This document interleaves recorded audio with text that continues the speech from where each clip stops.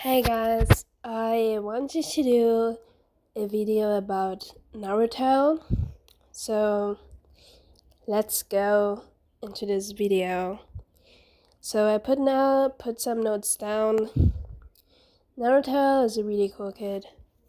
When I was young, I really liked Naruto. He was a really funny character. He was really relatable. Because, sorry, I just closed the door because someone was really loud out there. At the window, I mean. He was a really cool character because he was really relatable. And, a lot of people say he's a little bit annoying. They don't like him because he's too much. But I think it's understandable why he is annoying, because he had it hard in life with his parents. Like he didn't have his parents. He grew up all alone. Nobody in the village liked him. He got neglected by the people. So it's totally understandable why he is annoying. He's a pretty well-written, reasonable character. Like, his annoyance makes sense to me. So this is why I don't think it's not entertaining. I think his annoyance is actually interesting. It makes sense. Like, I see Naruto being annoying and I'm like, yeah, I want to know more about this character. I want to know how he reacts to situation. Even though he reacts negatively to situations, it's interesting because it tells us more about his character and the shitty background he has. So I like Naruto. He's also funny. I think his annoyance is kind of placed in a funny way, but it's also tragic.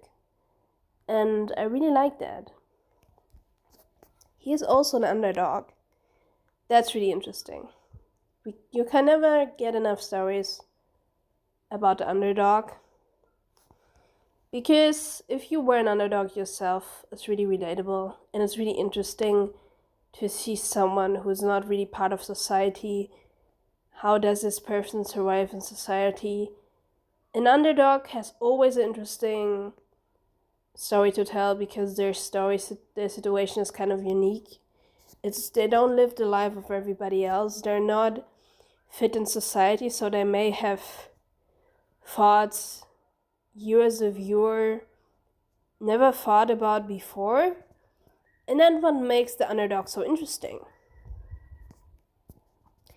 So I like the story of the underdog. It's also meaningful to tell the story of an underdog because I don't think we should fit in society. And the concept of the underdog exists because there are people who are misfits, and not being part of society just means that society doesn't work perfect. And you can even question, is it a bad thing that this person is an underdog, or is it better for them to be an underdog because society sucks? And I think we see some glimpses about Naruto, especially how he reacts to situation. We can get a glimpse of what kind of underdog he is, and I think he's a well-written character. I think Naruto is kind of a deep character. Even though Naruto is a really simple story, but I think he's well thought through. And he also goes through a lot of struggles, which makes him really human. God, there are kids screaming outside. I don't like that. And yeah, he goes through a lot of struggles. And as I said, it's really relatable. I like to see that. You can relate to it. You can identify yourself with it. You can see how he grows from his struggles, because he grows a lot. He gets better. He overcomes his struggles. There's nothing more interesting than seeing a struggler compete over his struggles. That's just awesome because it shows that he is stronger, and it is a really optimistic view on life.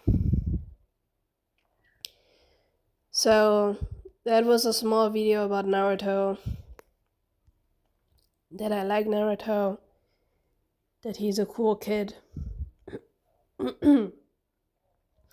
So if you want to share your thoughts about Naruto so that I can widen my horizon, type your thoughts into the comments. And see you in the next video. Goodbye.